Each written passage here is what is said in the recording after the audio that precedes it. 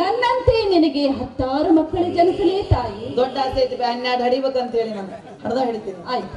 ಜಿನ್ನಿಸ್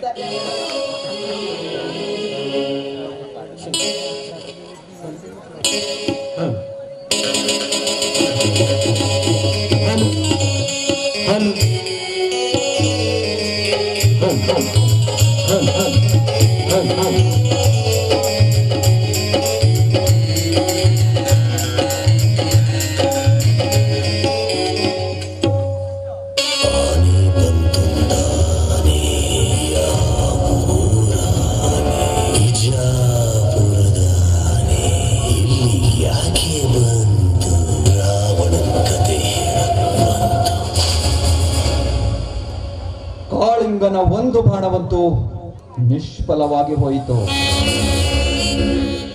ಅದರಲ್ಲೂ ಆ ಹಳ್ಳಿಯ ಮಳ್ಳ ಹುಡುಗಿಯ ನುಡಿಗಳು ಇದರ ಕೇಡನ್ನು ತೀರಿಸಿಕೊಳ್ಳಲೇಬೇಕು. ಹೇಗೆ ಹೇಗೆ ಹೇಗೆ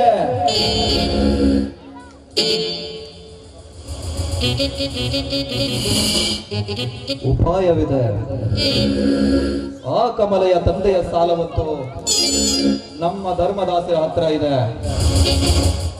ಬಹುದಿನದಿಂದ ನಿಂತ ಅವರ ಸಾಲವನ್ನು ವಸೂಲಿ ಮಾಡಲು ಹಚ್ಚಬೇಕು. ಅಷ್ಟೇ ಮಾಡಿದ್ರೆ ಸಾಕೆ. ಆ ಕಮಲೆಯನ್ನು ಇಲ್ಲಿನ ಕೆಲಸದಿಂದ ಹೊರ ಹಾಕಬೇಕು. ಮಾಡಲು ಕೆಲಸವಿಲ್ಲದೆ ಸುತ್ತು ಕೂಡಿಲ್ಲದೆ ಗೊತ್ತಾಗುವುದು ಬಡತನ ಬಡವನ ಬಣ್ಣ. ಏನ್ ಅನ್ಕೊಂಡಿದ್ದಾಳೆ ಅವಳು ನನ್ನನ್ನ?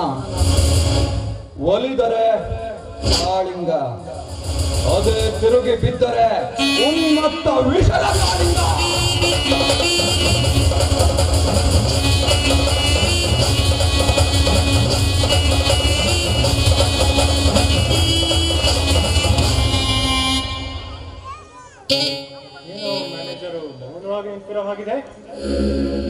ಓ ಗುಡ್ ಮಾರ್ನಿಂಗ್. ಯಾವಾಗ ಗುಡ್ ಮಾರ್ನಿಂಗ್ ಕಾಳಿಂಗರಾವ್. ಏನೋ ತುಂಬಾ ಆಳವಾಗಿ ಯತ್ನ ಮಾಡ್ತಿರೋ ಆಗಿದೆ. ಹಾಗೇನಿಲ್ಲ. ಕಾಗೆಯ ಜೊತೆಯಲ್ಲಿ ಹಂಸ ಹಾರುತ್ತಿರುವುದನ್ನ ಕಂಡು, ಗೂಬೆಯ ಗೂಡನ್ನು ಕೋಗಿಲೆ ಸೇರುತ್ತಿರುವುದನ್ನು ಕಂಡು ಮನಸ್ಸು ಮಂಕಾಗಿ ತನು ತಟಸ್ಥವಾಗಿ ವಿಚಾರಕ್ರಾಂತನಾಗಿ ನಿಲ್ಬೇಕಾಯ್ತು ಅಷ್ಟೇ. ಸಾಹಿತ್ಯದ ಸುದ್ದಿ? ಸಾಹಿತ್ಯದ ಸುದ್ದಿ ಅಲ್ಲ ರಾಯರೆ, ಬದುಕಿನ ಬನದಲ್ಲಿ ಎದ್ದ ಲಾವಾರಸದ ಬುಗ್ಗಿ. ನಿಮ್ಮ ಮಾತಿನ ಅರ್ಥ ಕಾಳಿಂಗರಾವ್ ಏನಂತ ಸರಿಯಾಗಿ ಹೇಳಿ. ಅದನ್ನು ಹೇಳಿದ್ರು ವ್ಯರ್ಥ. ಅದೇಕೆ? ಹೇಳಿದ್ರೆ ಕೇಳಿ ತಿಳಿದುಕೊಳ್ಳುವಷ್ಟು ಸಹನೆ ಶಕ್ತಿ ಇದೆಯಾ ನಿಮ್ಗೆ? ಅಂತಹ ಕಾರ್ಯವೇನಾಯಿತು ನನ್ನ ನಗರದಲ್ಲಿ? ಆ ಬಡವನ ತರುಣಿ ನಿಮ್ಮ ಮಗ ರವಿಯ ಜೊತೆ ಸುತ್ತಾಡತೊಡಗಿದ್ದಾಳೆ.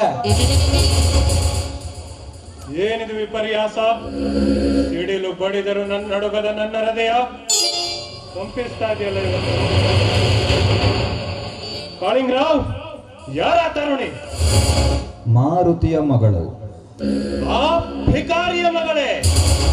ಭಿಕಾರಿಯ ಪೋರಿ ಅಲ್ಲ, ನಿಮ್ಮ ಮನೆತನದ ಮಾನ ಮರ್ಯಾದೆಯನ್ನು ಕೊಟ್ಟಿ ತಿನ್ನಲು ಬಂದಿರುವ ಮಹಾಮಾರಿ ಅವಳು. ತಿಪ್ಪೆಯಲ್ಲಿರುವ ಜಂತು ಉಪ್ಪರಿಗೆ ಏರಲಾಸ್ಪದ ಕೊಟ್ಟಿರುವವನು ನಿಮ್ಮ ಮಗ ರವಿ. ಪದವೀಧರನಾದ ನನ್ನ ಮಗನ ಮನಸ್ಸು ಇಷ್ಟೊಂದು ಮಲಿನವಾಯಿತೆ. ರಾಯ್ರೆ, ಲೋಹ ಶಂಕಲೆಗಳಿಂದ ಬಂಧಿಸಲಾಗದ ಪುರುಷರ ಹೃದಯ ಸುರಾಂಗನೆಯ ಕುಡಿನೋಟದ ಬೆಲೆಗೆ ಬೀಳುವುದನ್ನು ಅರಿಯಲಾರಿರ.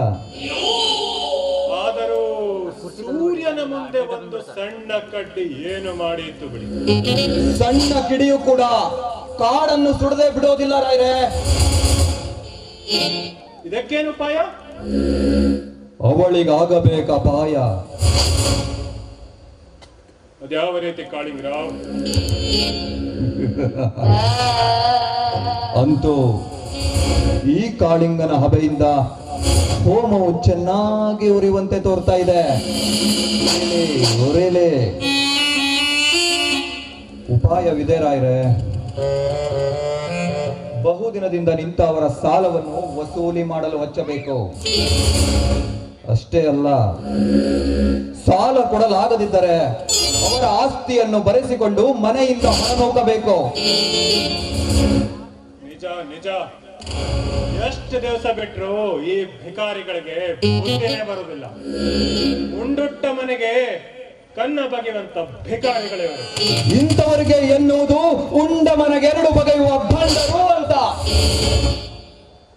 ಕಾಳಿಂಗ್ರ, ಹಿಂದೆ ಈ ಕೆಲಸಕ್ಕೆ ಕೈ ಹಾಕಿ. ಮೊದಲು ಸಮೋಪಾಯದಿಂದ ವರ್ತಿಸಬೇಕು. ಅದಾಗದಿದ್ದರೆ ಉಪಾಯದಿಂದ, ಅದಕ್ಕೂ ಮೀರಿದರೆ ದಂಡೋಪಾಯದಿಂದ.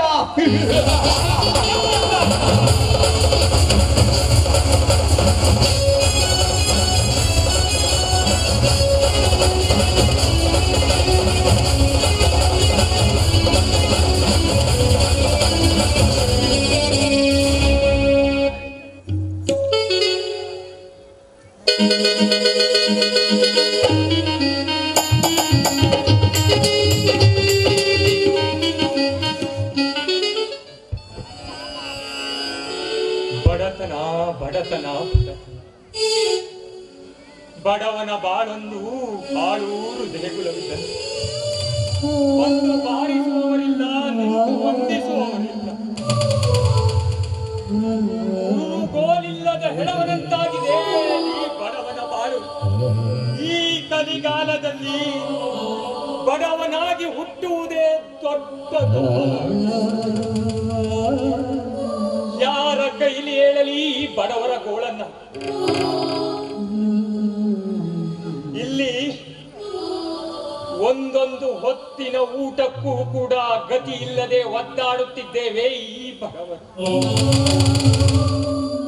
ಈ ಜಗತ್ತಿನಲ್ಲಿ ನಿಂತಿರುವಂತಹ ಎಲ್ಲರೂ ಕೂಡ ಈ ಬಡವನ ಬಾಳಿಗೆ ಆಸರೆಯಾಗಿ ನಿಲ್ಲುವ ಒಂದೇ ಒಂದು ಆಸೆಯನ್ನು ಕೂಡ ಮಾಡ್ತಾ ಇಲ್ಲ. ಹೌದು,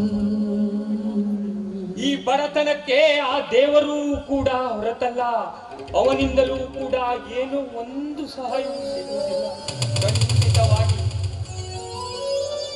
ಇಲ್ಲಿನ ಈ ದೊಡ್ಡ ಸಮಾಜದ ದೊಡ್ಡ ಜನಗಳು ಬಡವರ ಗೋಳನ್ನ ಹಿಡಿದು ಅವರ ಕಷ್ಟದ ತುತ್ತಿನಲ್ಲಿ ತಮ್ಮ ಹೊಟ್ಟೆಯ ಬೊಚ್ಚನ್ನ ಬೆಳಗಿಸಿಕೊಂಡು ದೊಡ್ಡದಾಗಿ ತಮ್ಮ ಭಾವಚಿತ್ರವನ್ನ ಹಾಕಿಸಿಕೊಂಡು ಮೆಲೆದಾಡುತ್ತಿದ್ದಾರೆ. ಒಂದೆಡೆಯಲ್ಲಿ ಆ ಪ್ರಕೃತಿಯ ವಿಕೋಪಕ್ಕೆ ಸಿಲುಕಿ ರೈತನ ಪಾಡು ನಾಯಿ ಪಾಡಾಗಿದೆ. ಜೊತೆಯಲ್ಲಿ ಇಂತಹ ಆದ್ಯಪೂರ್ವಕ ಸಮಾಜದ ಜೊತೆಗೆ ನಿಂತು ಈ ಬಡವರು ಬದುಕುವುದು ಎಲ್ಲಿಂದ? ಯಾರನ್ನು ಕೇಳಲಿ ನಾನು? ಯಾವ ಸರ್ಕಾರವನ್ನು ಕೇಳಲಿ? ಯಾವ ದೊಡ್ಡ ಮನುಷ್ಯನನ್ನ ಕೇಳಲಿ? ಈ ಬಡವನ ದರಿದ್ರವನ್ನ ಹೋಗಲಾಡಿಸ್ಲಿಕ್ಕೆ ಆ ದೇವರಲ್ಲಿ ಮೊರೆ ಇಟ್ಟು ಖಂಡಿತವಾಗಿ ಸಾಧ್ಯವಿಲ್ಲ.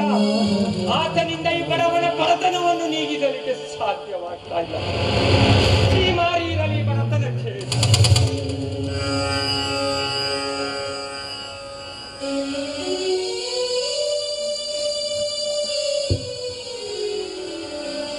ಅಪ್ಪ, ಇಂದೇಕಪ್ಪ ಆ ದೇವನನ್ನು ನಿಂದೆಯಾಡುವ ನುಡಿ. ಅವನ ಆಜ್ಞೆ ಇಲ್ಲದೆ ಈ ಪ್ರಪಂಚದಲ್ಲಿ ಒಂದು ಹುಲ್ಲು ಕಡ್ಡಿಯೂ ಅಲಗಾಡಲಾರದು. ಅವನ ಆಜ್ಞೆಯಿಂದೇ ಅಲ್ಲವೇ ಈ ಜಗದ ಸಾಗು. ದೇವ್ರ ಏನಮ್ಮ ಕಂದ, ಎಲ್ಲಿದ್ದಾನೆ ತೋರ್ಸು. ನಿನ್ನ ದೇವ್ರು ಇಲ್ಲಿ ಎಲ್ಲಿದ್ದಾನೆ ತೋರ್ಸು. ಅಣುರೇಣು ತೃಣ ಕಾಷ್ಟಗಳು ಇಲ್ಲವೂ ದೇವರಿದ್ದಾನೆ. ದ್ವಾರಕೆಯಲ್ಲಿ ದ್ರೌಪದಿಯ ಶೀಲಹರಣವಾಗಬೇಕಾದ್ರೆ ಅವಳಿಗೆ ಅಕ್ಷಯ ಎಂಬರನ್ನು ಇತ್ತನಲ್ಲವೇ ಆ ಶ್ರೀಕೃಷ್ಣ. ಅವನು ದೇವರಲ್ಲವೇನಪ್ಪ? ಆ ಚಂದ್ರಾರ್ಕವಾಗಿರುವ ರಾಜ್ಯವನ್ನೇ ಮಳಗಿಸಿಕೊಟ್ಟನಲ್ಲ, ಅವನು ದೇವರಲ್ಲವೇ? ಭಕ್ತ ಮಾರ್ಕಾಂಡಯ್ಯನ ಆ ಆಯುಷ್ಯವನ್ನ ಹಿಂದಿರುಗಿಸಿಕೊಟ್ಟು ಅವನಿಗೆ ಅಭಯವನ್ನು ಕೊಟ್ಟನಲ್ಲವೇ? ಅವನು ದೇವರಲ್ಲವೇ ಅಪ್ಪ? ಅಪ್ಪ, ಆ ದೇವರಲ್ಲದೆ ಈ ಪ್ರಪಂಚದಲ್ಲಿ ಏನೂ ನಡೆಯಲಾರದು ಅಪ್ಪ. ಅರ್ಥವಾಗಿ ಮಾತಾಡ್ತಾ ಇದ್ದೀಯ. ಅದೆಲ್ಲವೂ ಕೂಡ ಪುರಾಣದ ಕಟ್ಟುಕತೆಗಳಮ್ಮ, ಪುರಾಣದ ಕಟ್ಟುಕತೆಗಳು. ಅದು ನಮ್ಮಂತ ಬಡವರಿಗೆ ಯಾವ ಸಹಾಯವನ್ನ ಮಾಡ್ಲಿಕ್ಕೆ ಸಾಧ್ಯವಿಲ್ಲ. ದೇವರು ಇದ್ದಿದ್ದೇ ಹೌದು ಅಂತಾಗಿದ್ರೆ ನಮ್ಮ ಗತಿ ಹೀಗಾಗುತ್ತಿತ್ತೇನಮ್ಮ, ನಮ್ಮ ಗತಿ ಹೀಗಾಗುತ್ತಿತ್ತ. ಅಪ್ಪ, ಬಡವ ಬಲ್ಲಿದ, ಕಷ್ಟ ಸುಖ, ಬಡತನ ಸಿರಿತನ ಇವೆಲ್ಲವೂ ಹಗಲು ರಾತ್ರಿಗಳಿದ್ದಂತೆ. ಹಗಲು ಕಳೆದ ಮೇಲೆ ರಾತ್ರಿ ಬರುವ ಹಾಗೆ ರಾತ್ರಿ ಕಳೆದ ಮೇಲೆ ಹಗಲು ಬಂದೇ ಬರುತ್ತದೆ ಅಪ್ಪ. ಅಂದಾಗ ನಮಗೆ ಸುಖ ಬಂದಿದೆ ಎಂದಾಗ ಹಿಗ್ಗಿನಿಂದ ಹಿರಿಗೊಂಡು, ಕಷ್ಟ ಬಂದಾಗ ಕುಗ್ಗಿ ಆ ದೇವರನ್ನು ನಿಂದೆ ಮಾಡಬೇಕೇ ಅಪ್ಪ. ನೀನ್ ಹೇಳುವ ಹಾಗೆ ದೇವರೇನಾದ್ರೂ ಇದ್ದಿದ್ದೇ ಹೌದು ಅಂತಾಗಿದ್ರೆ ಎಲ್ಲಿದ್ದಾನೆ ಗೊತ್ತಾ? ನೋಡು ನೋಡು ನೋಡಮ್ಮ, ಅಲ್ಲಿ ಆ ವಿದ್ಯುತ್ ದೀಪಗಳಿಂದ ಅಲಂಕರಿಸಲ್ಪಟ್ಟಂತಹ ಶ್ರೀಮಂತರ ಮನೆಗಳಲ್ಲಿ, ಅವರ ಮನೆಯ ಹಾಸಿಗೆಯಲ್ಲಿ ಮೃಷ್ಟಾನ್ನವನ್ನು ಊಟ ಮಾಡಿ ಆರಾಮವಾಗಿ ನಿದ್ದೆ ಮಾಡ್ತಾ ಇದ್ದಾನಮ್ಮ. ನಿಮ್ ದೇವರು ನಿದ್ದೆ ಮಾಡ್ತಾ ಇದ್ದಾನೆ. ಅವನು ನಮ್ಮ ಜೊತೆಗಿಲ್ಲಮ್ಮ, ನಮ್ಮ ಜೊತೆಗೆ ಇಲ್ಲ. ಅಪ್ಪ, ಆ ಸೃಷ್ಟಿಕರ್ತನು ನಮ್ಮ ಹಣೆಯಲ್ಲಿ ಬರೆದ ಲಿಪಿಯನ್ನ ಅಳಿಸಲು ಆ ಸಾಗರ ಶಯನಿಂದಲೂ ಸಾಧ್ಯವಿಲ್ಲ. ಸೃಷ್ಟಿಕರ್ತ ಬ್ರಹ್ಮನಿಂದಲೂ ಸಾಧ್ಯವಿಲ್ಲ. ಕೊನೆಗೆ ತ್ರಿಮೂರ್ತಿಗಳಾದ ಬ್ರಹ್ಮ ವಿಷ್ಣು ಮಹೇಶ್ವರರೇ ಪ್ರಪಂಚಕ್ಕೆ ಇಳಿದು ಬಂದರೂ ಕೂಡ ಲಲಾಟನು ಬರೆದ ಲಿಪಿಯನ್ನ ಬದಲಿಸಲು ಯಾರಿಂದಲೂ ಸಾಧ್ಯವಿಲ್ಲ ಅಪ್ಪ. ಎಷ್ಟು ದಿನ ಅಂತ ಇಂತಹ ಈ ವನವಾಸ, ಈ ಉಪವಾಸ? ಒಂದು ದಿನವಾದ್ರೂ ಹೊಟ್ಟೆ ತುಂಬಾ ಊಟ, ಕಣ್ಣು ತುಂಬಾ ನಿದ್ದೆ, ಸಂತೋಷವಾದಂತ ಜೀವನವನ್ನ ಒಂದು ದಿನನಾದ್ರೂ ಕೂಡ ಆಗ್ತಾ ಇಲ್ವಾ? ಈ ಭೂಮಿಗೆ ಬಿದ್ದಾಗಿನಿಂದಲೂ ಕೂಡ ಬಡತನವನ್ನೇ ಕೈಯಲ್ಲಿ ಹಿಡಿದು ಬದುಕಿ ಬಂದವನಮ್ಮ ನಾನು, ಬದುಕಿ ಬಂದವನು. ದಿನಗಳು ಉರುಳುತ್ತಲೇ ಇವೆ, ಜಗತ್ತು ಬದಲಾಗ್ತದೆ ಇದೆ. ಆದ್ರೆ ನಮಗೆ ಮಾತ್ರ ನಮ್ಮ ವಿಷದ ಗುಳಿಗೆ ತಿನ್ನುತ್ತಿರುವ ಅನ್ನ ಬದಲಾಗ್ಲೇ ಇಲ್ಲಮ್ಮ. ಬಡವರಾಗಿ ಖಂಡಿತವಾಗಿ ಹೇಳ್ತೀನಿ, ಬಡವರಾಗಿ ಬದುಕಲೇಬಾರದು. ಹುಟ್ಟೂಬಾರ್ದಮ್ಮ, ಹುಟ್ಟೂಬಾರ್ದು. ಬಡವನಿಂದ ಹಿಡಿದು ಶ್ರೀಮಂತರವರೆಗೂ ಕೂಡ ಬದುಕಬೇಕೆಂದು ಹಂಬಲ ಹೊತ್ತಿರುತ್ತಾರೆ. ಕಷ್ಟವೇ ಬರಲಿ ಸುಖವೇ ಬರಲಿ ಬಾಳಿ ಬದುಕಲೇಬೇಕು ಈ ಜೀವನವನ್ನ. ನಾವು ಮಾಡಿದ ಕರ್ಮವನ್ನ ಉಂಡು ಅನುಭವಿಸಿದಾಗಲೇ ಆ ಯಮನ ಪಾಶ ನಮ್ಮ ಕೊಳ್ಳಿಗೆ ಬೀಳುವುದು. ಅದನ್ನ ಅನುಭವಿಸುವವರೆಗೂ ಗಾಢದ ಕೋಣದಂತಾದರೂ ನಾವು ಜೀವನ ನಡೆಸಲೇಬೇಕು ಅಪ್ಪ. ಹಾಗಾದ್ರೆ ದುಃಖನೇ ನಮ್ ಕೊನೆಯವರೆಗೂ ಬಾಳ್ ಸಂಗಾತಿ, ಬಾಳ್ ಜೊತೆಗಿರೋದು ದುಃಖ ಮಾತ್ರ. ಇಲ್ಲಪ್ಪ ಇಲ್ಲ, ಬಡವರು ಕಷ್ಟ ಅನುಭವಿಸುವುದನ್ನ ನೋಡಿ ಕೊನೆಗೊಂದು ದಿನ ಆ ಭೂತೇಶನು ಭೂಮಿಗೆ ಅವತರಿಸಿ ಬಂದೇ ಬರುತ್ತಾನೆ. ಬಡವರು ಬರುವ ಈ ಕಷ್ಟಗಳಿಗೆ ಪೂರ್ಣ ವಿರಾಮ ಹಾಕಿ ನಮ್ಮಂಥ ಬಡವರ ಬಾಳಿನಲ್ಲೂ ಆನಂದ ಭಾಸ್ಕರನು ಉದಯಿಸಿ ಬರುವುದರಲ್ಲಿ ಯಾವ ಸಂದೇಹನೂ ಇಲ್ಲಪ್ಪ, ಇಲ್ಲ. ಮಗು 11 ತಾಸು ಮುಗಿದು ನಮ್ಮೀ ಬಾಳು ಈಗ ನಿನ್ನ ಕಣ್ಣಲ್ಲಿ ನೀರು ಹಾಕ್ತಾ ಇರೋದನ್ನ ನೋಡಿದ್ರೆ ನನ್ನಿಂದ ತಡೆದುಕೊಳ್ಳಿಕ್ಕೆ ನಿನ್ನ ಇಷ್ಟು ಚಿಕ್ಕ ಚಿಕ್ಕವಳಿಂದ ಇಷ್ಟು ದೊಡ್ಡವಳನ್ನಾಗಿ ಮಾಡಿದ್ದೀನಿ.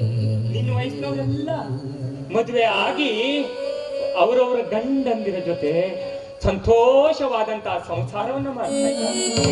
ಅದನ್ನ ನೋಡಿ ನನ್ನ ಹೊಟ್ಟೆ ಉರಿತಾ ಇದೆ ಅಮ್ಮ. ಅಪ್ಪ, ಆ ಬ್ರಹ್ಮಶಿಲ್ಪಿನ ಉಳಿಯು ನನ್ನ ಪಾಳೆ ಬರುವ ವೇಳೆಗಾಗಲೇ ಅವನ ಉಳಿಯೇ ಮಂಡವಾಗಿ ಹೋಗಿರ್ಬೇಕು ಅಪ್ಪ.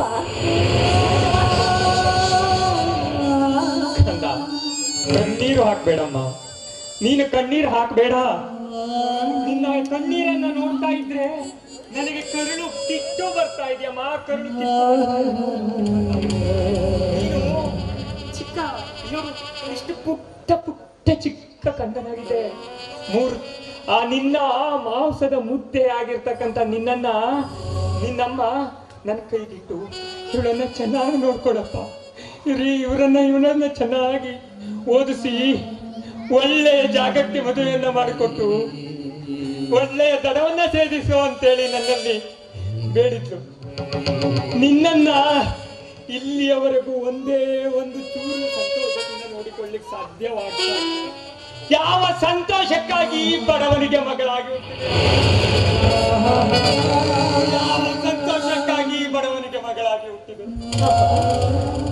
ನೀರಿನ ಕಂಡೀರಿನ ಕರ್ಮಕ್ಕೆ ನೀನು ಕಾರಣನಲ್ಲಪ್ಪ. ನಾನು ಮಾಡಿದ ಕರ್ಮ ಫಲವನ್ನೇ ಎಂದು ನಾನು ಅನುಭವಿಸುತ್ತಿದ್ದೇನೆ. ಆದರೆ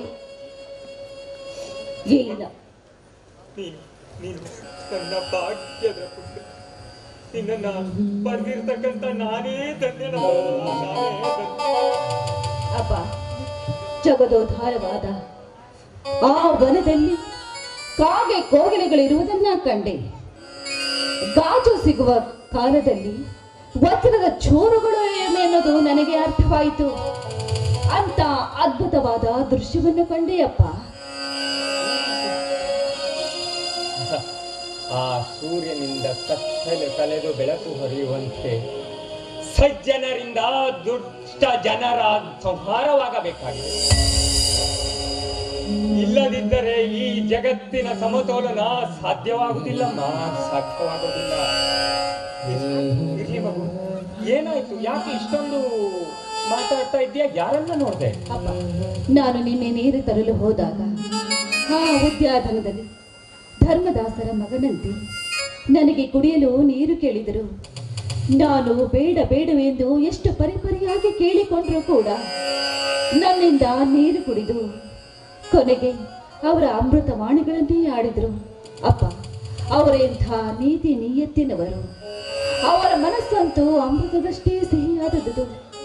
ಆದರೆ ಏನಾಯ್ತಮ್ಮ?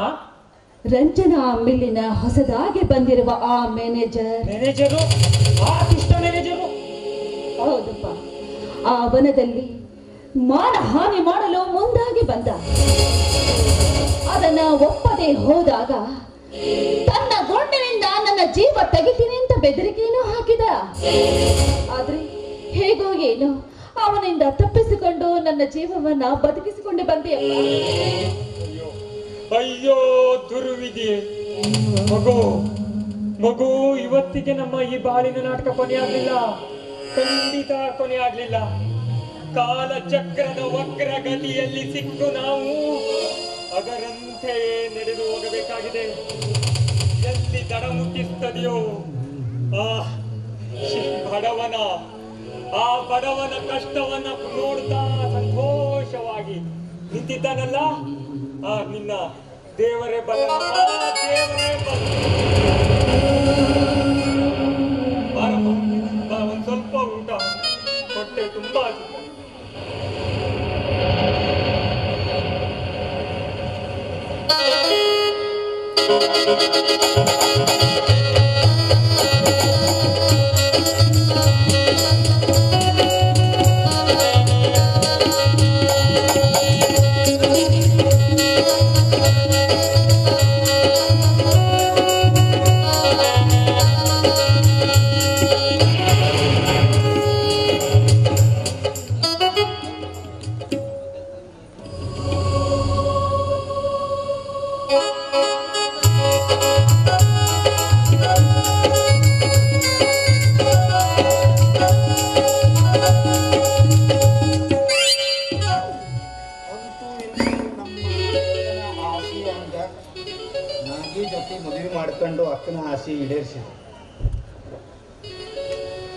ದಿವಸ ಅದೇ ಕತಿ. ಬರೇ ನನ್ಗ ಫುಟ್ಬಾಲ್ ಓದ್ದಂಗೆ ಓದಿಯಾಕತ್ತ. ನೋಡಿ ಹೆಂಗ ಬರ್ತಾಳೆ ಈಗ ನಮ್ಮ ನಾಗಿ. ನಾಗಿ ಬಾರ್ಬೇ, ಬರ್ಬೇಕಪ್ಪ. ದಿವಸ ಅದೇ ಕತಿ ಆತ ನೋಡಿ ನಿಂದ. ಗಂಡ ಅಂದ್ರೆ ಏನು ಈಗಿನವ್ರಿಗೆ ಅದು ಖಬರೇ ಇಲ್ಲ. ನಾಗಿ ಇನ್ ಹೆಂಗ್ ಕರಿಬೇಕಪ್ಪಿ ಬಂದ್ಯಾ ಬಂದು ನೋಡ್ರಿ ಹೆಂಗ ನಾಯಿ ಬಂದಂಗ ಹತ್ತಿ ಬರ್ತಿದ್ದಲ್ಲ ಹುಡುಗ ಹತ್ತಿರ ಬಂದ ಬಂದು ಹತ್ತಿ ಬರ್ತಿದ್ದಲ್ಲ ಹುಡುಗ ಹತ್ತಿರ ಬಂದ ಬಂದು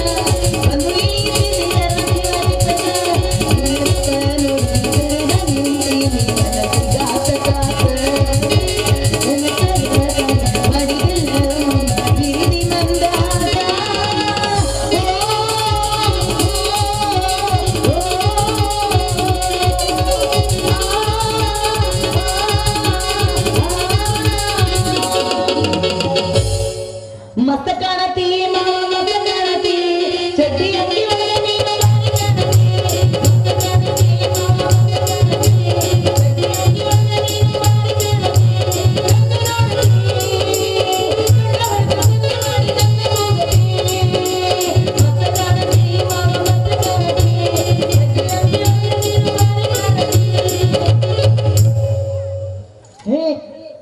ಏನ ಮನ್ಯಾಗ ಹೇಳ್ತಿದ್ದಾಳ ಆಕಿಗೆ ಏನ್ ಬೇಕು ಬೇಡ ಸ್ವಲ್ಪ ಖಬರ್ ಐತಿ ನನಗ ಮದ್ವೆ ಅನ್ನೋದು ನಿನ್ನ ಮದ್ವಿ ಆದಾಗಿಂದ ಮನೆಯಾಗ ಒಬ್ಳು ಹೆಂಡತಿ ಇದ್ದಾಳ ಅಂತೇಳಿ ನಾನು ಹಗಲು ರಾತ್ರಿ ದುಡಿದು ಸಾಕಾಗತ್ತೇನೆ. ಮತ್ತೆ ಏನು ಖಬರಿ ಇರಬೇಕು ಏನ ಸಾಕ್ತಿ ಕಂಡ ಕಂಡವ್ರ ಮನ್ಯಾಗ ತಿಂತಿದಿ ಎಲ್ಲಿ ಬೇಕಾದಲ್ಲಿ ಹಾರಾಡ್ತಿ ಬಾಯಿ ತುಂಬ ಈ ಗುಟ್ಗ ತುಂಬ್ಕೊಂಡು ತುಂಬಿರ್ತೀರಿ ನಾ ಯಾವ್ದು ಬಿಟ್ಟು ಮಾತ್ರ ಬಿಡಂಗಿಲ್ಲ ಅಂದ್ರೆ ಹೆಂಡತಿ ಬಿಟ್ರು ಗುಟ್ಗ ಬಿಡಲ್ಲ ನೀವು ಹೆಂಡತಿ ಬಿಟ್ರು ಗುಟ್ಕ ಬಿಡಂಗಿಲ್ಲ. ಯಾಕಂದ್ರ ಇದಕ್ಕ ಎಂತೆಂತ ಮಂದಿ ಏನೇನೆಲ್ಲ ಅಡ್ವರ್ಟೈಸ್ಮೆಂಟ್ ಕೋಟ್ಯಾನುಗಟ್ಲೆ ರೊಕ್ಕ ಮಾಡ್ಕೊಂಡು ಕುಂತಾರೆ. ನಿಮ್ಮ ಮನೆ ಸಂಸಾರ ಹಾಳಾದ್ರೂ ಆಗಲಿ ನಮಗೆ ಮಾತ್ರ ಅಡ್ವರ್ಟೈಸ್ಮೆಂಟ್ ಕೊಟ್ಟು ರೊಕ್ಕ ಬೇಕು ಅನ್ನಕತ್ತಾರೆ. ಹಂಗಾಗಿ ಯಾರು ಬಂದ್ರು ಮೊದಲು SRK ಶಾರುಖ್ ಖಾನ್ ಬಾಯಾಗಲಿ ಕೇಸರಿ ಜುಬಾನ್ ಪೆ ಬೋಲು ಆಮ್ಯಾಗ ಯಾರು ಬಂದ್ರು ಅವ ಸಲ್ಮಾನ್ ಖಾನು SK ಅಂತಾರ ಅವನಿಗೆ SK ಅವ ಬಂದ ಅವನು ಅಂದ ಬಾಯಾಗ ಹೇಳಿ ಕೇಸರಿ ಬಾಯಾಗ ಹೇಳಿ ಅಲ್ಲದ ಬಾಯಾಗಿ ಹೇಳಿ ಕೇಸರಿ ಅವ್ರು ಹಂಗ ಅಂದಾರ ಬೇ ಅವ್ರ ಕನ್ನಡ ಬರಂಗಿಲ್ಲ ಅವ್ ಹಿಂದಿ ಇವರು ತುರ್ಜುಮೆ ಮಾಡೋರು ಅವ್ರು ಹೇಳ್ತಾವ ಬಾಯಾಗ ಹೇಳಿ ಕೇಸರಿ. ಈ 2 ಮಂದಿ ಬಂದ್ವ ರೊಕ್ಕ ಮಾಡ್ಕೊಂಡ್ವ. ಆಮೇಲೆ ಇನ್ನೊಬ್ಬ ಬಂದ ಅಜಯ್ ದೇವಗನ್ ಅವನು ಬಂದ ಜುಬಾನ್ ಪೆ ಬೋಲು ಕೇಸರಿ. ಆಮ್ಯಾಗ ಇವು 3 ಮಂದಿ ಬಂದು ಅಡ್ವರ್ಟೈಸ್ಮೆಂಟ್ ಕೊಟ್ಟು ಇದ್ ಮಾಡಿದವಾಗ ನಮ್ಮಲ್ಲಿ ಕೆಲವು ಮಂದಿ ಎಲ್ಲ ಅರಿಬಿಟ್ರು. ನಮ್ಮ ಇನ್ನೊಬ್ಬವ ಅವ ಮಾತ್ರ ದೇವ್ರಂತ ಮನುಷ್ಯ ಇಂತ ಅಲ್ಕ ಅಡ್ವರ್ಟೈಸ್ಮೆಂಟಿಗೆಲ್ಲ ಬರಂಗಿಲ್ಲ ಮಹಾ ದೇಶಭಕ್ತ ಅಂತಂದು.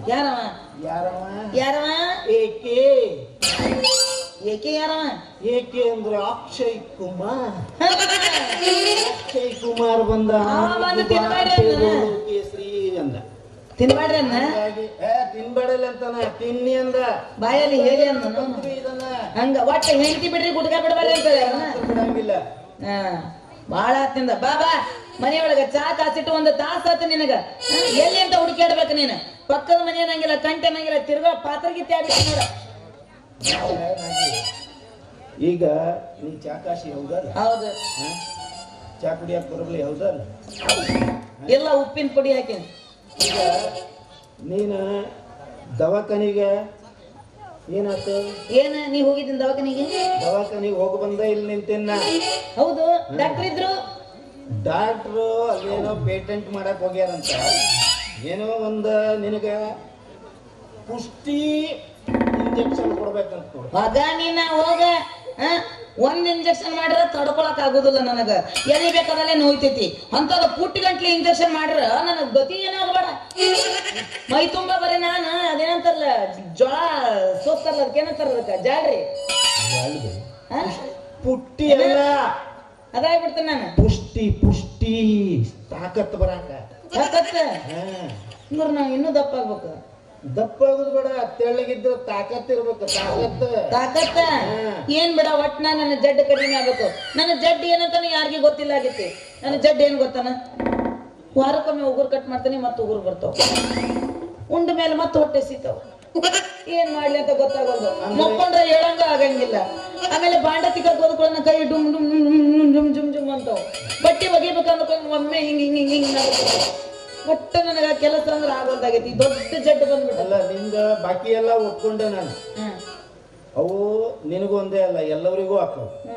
ಈ ಬಾಂಡಿ ತೊಳಿಬೇಕಾರೆ ಐತಲ್ಲ, ಅದು ಜುಮ್ ಜುಮ್ ಯಾಕನ್ನತ್ತ? ಕೈ ಯಾಕೆ ಜುಮ್ ಜುಮ್ ಅಂತಂದ್ರೆ ನೀರ್ ತಣ್ಣಗಿರ್ತಾವ. ನೀವು ಒಂದಿಟ್ಟು ನೀರ್ ಕಾಯಿಸಿ ಕೊಡ್ಬೇಕು ನಮ್ಗೆ. ಇಷ್ಟಕ್ಕಂದ್ರೆ ಬಾಂಡೆ ಎಷ್ಟೊಂತ ಬಿಸಿನೀರ್ ಕಾಯಿಸ್ಕೊಂಡ್ ತೊಳಿತೀನಿ ನೀನು.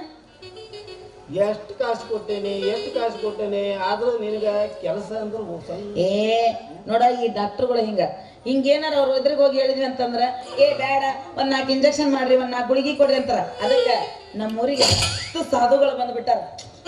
ದೊಡ್ಡ ಪವಾಡ ಪುರುಷರು.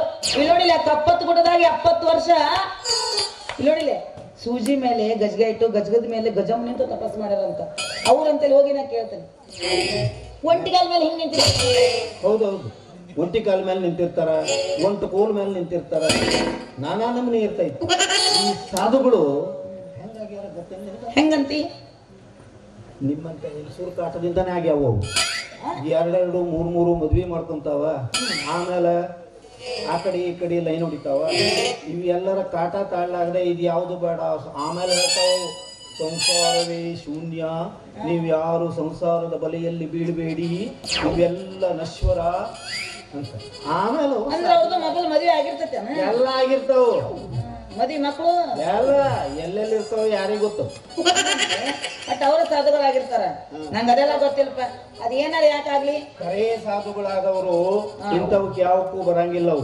ಅವು ಪ್ರಚಾರ ಮಾಡಂಗಿಲ್ಲ, ಇದ್ ಮಾಡಂಗಿಲ್ಲ, ಅದ್ ಮಾಡಂಗಿಲ್ಲ, ಏನಿಲ್ಲ. ಅವ್ರದ್ದು ನಿಷ್ಠೆ ಅಂದ್ರೆ ನಿಷ್ಠೆ. ಅಂಥವ್ರು ಎಲ್ಲಾರು ಲಕ್ಷಕ್ಕೊಬ್ರು, ಕೋಟಿಗೊಬ್ರು. ಈ ಬಾಕಿ ಎಲ್ಲ ಇವು ಮದನ ಕಾಮಾನಂದ ಅವ್ರ ಯಾಕಿಲ್ಲಿ ಬಂದ್ರು ಇವತ್ತು? ಮದನ ಕಾಮಾನಂದ ಗುಟಿಗಳು ಅವ್ರು ಮಿಸ್ಟರ್ ಗುಂಡ್ರ ಹೋಗಿರ್ಬೇಕು. ಇಲ್ಲೇ ತೆಗೆದಾಕಿದೀವಿ. ಅವು ಬರ್ತಾವ, ಹಂಗಂದ ಬರ್ತಾವ. ಯಾವ್ದು ಬರ್ಬೇಕ ಅದು ಬರ್ಲಿಲ್ಲ ಅಂದ್ರೆ ಎಲ್ಲದೂ ಬರ್ತಾವ.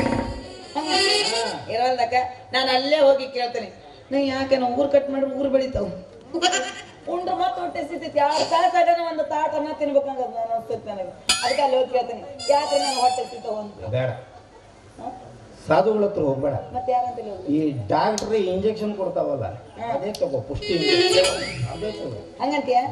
ಆತ ಅಲ್ಲೇ ಹೋಗೋಣಂತ. ಹೋಗಿ ಬರ್ಲಿ ಹಂಗಂತೀಯ? ಹೋಗ. ನಾವ ಯಾಕ ಚಂದ ನೋಡ್ತೇನೆ ನಾನು. ಯಾಕ ಬಾ ಚಂದ ಕಾಣಕತ್ತೀಯ? ನಾ ಬರ್ಬೇಡ ಗಣಿ ಜೊತೆಲಿ, ನಾನು ಬರ್ಬೇಡ. ನೀನ ಬರ್ಬೇಕ. ಬಾ ಇಲ್ಲ ಖುಷಿಯಾಗೊಂದು ಹೋಗಿ. ಏನು ಇದು ಬರ ಒಗಿದ್ದೆ ಆಗಲ್ಲ ಇದು.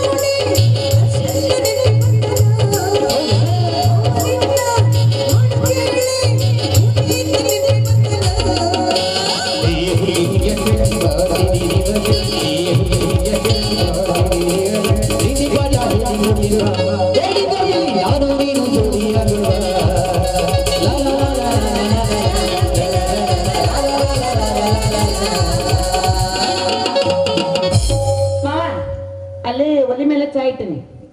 ನಾ ಹೋಗಿ ಇನ್ನೊಂದ್ಸರಿ ಕಾಯಿಸ್ತಿರ್ತೀನಿ, ನೀ ಆದಷ್ಟು ಬೇಗ ಬಂದ್ಬಿಡು ಆತಾ.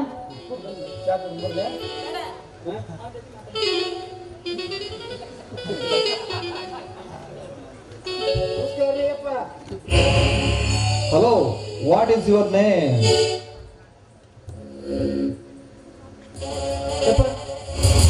ಅಲ್ಲಿಗೆ ಏನಾಗಿತ್ರಿ? ನಾಟ್ ಹಲ್ಲು ಉದ್ರಾಕತ್ತವನ? ಅದೆಲ್ಲ ಅಲ್ಲ, ಬಟ್ ಅಂತ ಅಂದ್ರಿ? ಓ, ಇಂಗ್ಲಿಷ್ ಅರ್ಥ ಆಗೋದಿಲ್ಲ ಇವನಿಗೆ. ಇಂಗ್ಲೀಷ್ ಅರ್ಥ ಆಗೋದಿದ್ರೆ ನಾವು ಇಲ್ಲಿ ಯಾಕಿರ್ತಿದ್ವಿ ಕೂಲಿ ಮಾಡ್ಕೊಂಡು? ಅಲ್ಲೋ ಮರಯ್ಯ, ನಿನ್ ಹೆಸರೇನು ಅಂತ ಕೇಳ್ತಾ ಇದ್ದೇನೆ ಅವಾಗಿಂದ. ನಾಮ 3 ಐತಿ ನೋಡಿ. ನಾಮಲ್ಲೋ, ಹೆಸರು ಹೇಳು ಮರಯ್ಯ. ಹೆಸರು ಅಲ್ಲ, ಇದನ್ನೇ ಮೊದಲು ಓಸಿ ಕನ್ನಡದಾಗ ಸುಲಿದು ಬಾಳಿಹಣ್ಣ ಹೇಳ್ದಂಗೆ ಹೇಳ್ತಿದ್ರ ನಾನು ಮೊದಲೇ ನನ್ನ ಹೆಸರು ಇಂಥದ್ದಂತ ಹೇಳ್ಬಿಡ್ತಿದ್ದೆ. ನೀವು ಹೋಗಿ ನೋಡಿದ್ರೆ ಆ ಹಾಳು ಬಿದ್ದು ಪುಂಗಿಗಳದ್ದು ಅದು ಏನದು ಹಿಂಗ್ ಜೀರಿಗೆ, ಅದ್ರಾಗ ಯಾಕೆ ಮಾತಾಡ್ತೀರಪ್ಪ? ಅದ್ರಾಗ ಮಾತಾಡಕ್ ಹೋಗ್ಬೇಡ್ರಿ. ನಮ್ಮಂತ ಕಂಬಳಿ ನನ್ನ ಮಕ್ಕಳಿಗೆ ಅರ್ಥ ಆಗಂಗಿಲ್ಲ ನೋಡ್ರಿ. ಆಯ್ತು ಬಿಡು, ಅದೇನು ತೊಂದರೆ ಇಲ್ಲ. ಇವಾಗ ಇಲ್ಲಿಂದ ಹೋದ್ಲಲ್ಲ, ಯಾರವಳು? ಅಂತೂ ಇವನ ಬಣ್ಣ ಇಲ್ಲ ಐತಿ. ಇವ ಅಲ್ಲ, ನಾ ನಿಮ್ಮನ್ನು ಎಲ್ಲೋ ನೋಡ್ದಂಗಿತ್ತಲ್ಲ. ಹಾ, ನಮ್ಮ ಮಿಲ್ಲಿನಾಗ ಇಲ್ಲಿಯೇ ಮಿಲ್ಲಿನಲ್ಲಿ ಮ್ಯಾನೇಜರ್ ಆಗಿ ಕೆಲಸ ಮಾಡ್ತಾ ಇದ್ದೇನೆ ನಾನು. ಇವ ಕಳಬಡ್ಡಿ ಮಗ. ಇವ ಮ್ಯಾನೇಜರ್ ಮಿಲ್ಲಿನಾಗ ರೊಕ್ಕ ಲೆಕ್ಕ ಮಾಡು ಮ್ಯಾನೇಜರ್ ಅಲ್ಲ. ಇವ ಊರಾಗಿನ ಹೆಣ್ಮಕ್ಳು ಲೆಕ್ಕ ಮಾಡವ ಕಂತ್ರಿ ನನ್ನ ಮಗ. ಇವ ಮಾಡ್ತೇನೆ ಇವನಿಗೆ. ಅಲ್ರಿ ಯಜಮಾನ್ರ, ನಿಮ್ಮ ಹೆಸರೇನ್ರಿ? ಕಾಳಿಂಗ.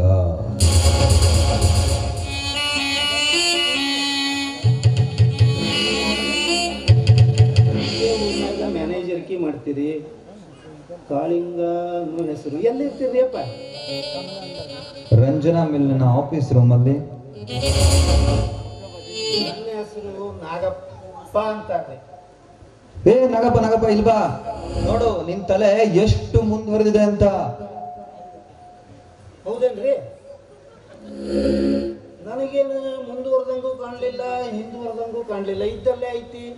ಎಲ್ಲರೂ ಐತ್ರಿ ಅಪ್ಪ? ಇಲ್ಲ, ಇದ್ದಲ್ಲೇ ಐತಿ.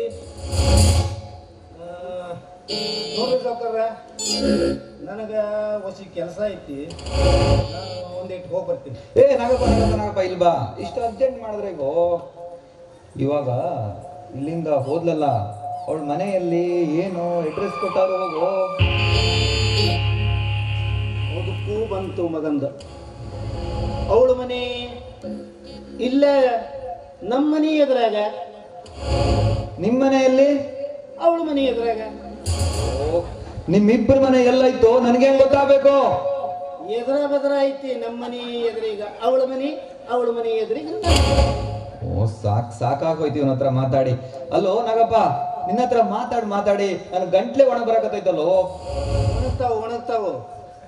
ಈಗ ಇಷ್ಟೇ ಒಣಗ್ಯಾವು, ಇನ್ನು ಮುಂದೆ ಮತ್ತು ಒಣಗುದೈತಿ. ತೋರಿಸ್ತೇನೆ ನಾಗಪ್ಪಂದು ಏನೈತಿ. ಹೊಸಿ ನಾವು ಹೋಗಿ ಬರ್ಲಿ? ಈಗ ಇಲ್ಲಿಂದ ಹೋದ್ಲಲ್ಲ, ಅವಳನ್ನ ನನ್ನ ಬಲೆಯಲ್ಲಿ ಹಾಕದೆ ಅಂತ ಆದ್ರೆ ನಿನಗೆ ಕೈ ತುಂಬ ಹಣ ಕೊಡ್ತೀನಿ ನೋಡು. ಈಗೂ ಬಂತು ಮಗಂದು. ಇವ ಮ್ಯಾನೇಜರ ಇದೇ ಕೆಲಸಕ್ಕೆ ಬಂದವ ಅಂತ ಕಾಣ್ತೈತಿ. ಎಂತ ಮಾಡ್ಬೇಕಂದ್ರಿ? ಬಲಿಗೆ ಹಾಕ್ಬೇಕ? ಹ್ಞೂ ನಾಗಪ್ಪ, ಬಲಿಗೆ ಹಾಕ್ಬೇಕು ಅಂದ್ರೆ ಅವಳು ನನ್ನವಳಾಗುವಂಗೆ ನೀನು ನೋಡ್ಕೋಬೇಕು.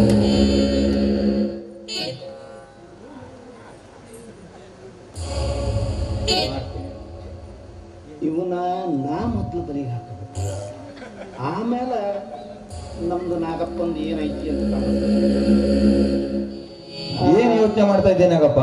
ಏನಿಲ್ಲ, ಈಗ ನೀವು ಹೇಳಿದ್ರಲ್ಲ ಆ ಕೆಲಸ ಹೆಂಗ್ ಮಾಡೋದು ಅಂತೇಳಿ ವಿಚಾರ ಮಾಡಕತ್ತಿದ್ದೆ. ಹಂಗೆಲ್ಲ ಅಷ್ಟು ಸುಲಭದಾಗ ಬೀಳೋರು ಅಲ್ಲ. ಆದರೂ ನಿಮ್ಮ ಸಲುವಾಗಿ ನಾನು ಒಂದಿಟ್ಟು ಪ್ರಯತ್ನ ಮಾಡ್ತೀನಿ ರೀ. ಹೇಗಾದ್ರೂ ಮಾಡಿ ಅವಳನ್ನ ನನ್ನ ಬಲೆಗೆ ಹಾಕ್ಬೇಕು. ಇದೊಂದು ಕೆಲಸ ಬೇಗ ಮುಗಿಸ್ಕೊಡೋನಾಗಪ್ಪ. ಯಾಕೋ ನನಗೆ ಈ ಊರು ಬೇಸರವಾಗ್ತಾ ಇದೆ. ಆ ಕೆಲಸವನ್ನು ಮುಗಿದ್ರೆ ಎಲ್ಲಾದ್ರೂ ದೂರದ ಪಟ್ಟಣವನ್ನ ಸೇರ್ಕೊಂಡ್ಬಿಡ್ತಾರೋ. ನೀವ್ಯಾಕೆ ಊರು ಬಿಡ್ತೀರಿ? ಕಳನ ಮಗ ಹಿಂಗೆ ಮಾಡಿದ್ರೆ ಹೆಣ್ಮಕ್ಳು ಸುದ್ದಿಗೆ ಹೋದ್ರೆ ಅವರೇ ಬಿಡಿಸ್ತಾವ್ ನಿನ್ನನ್ನ. ಇರ್ಲಿ ಸೌಕರ್ಯ, ನಾನು ನಿಮ್ಮ ಕೆಲಸನ ಮಾಡ್ಕೊಡ್ತೇನೆ ರೀ. ಈ ಬಡವನ್ನ ಮರಿಬೇಡ್ರಿ ಅಪ್ಪ. ಶಭಾಷ್ ನಾಗಪ್ಪ, ಶಭಾಷ್. ನನಗೂ ನಿನ್ನಂತ ಗೆಳೆಯರೇ ಬೇಕು ನೋಡೋ. ನಡಿ ಹೋಗೋಣ.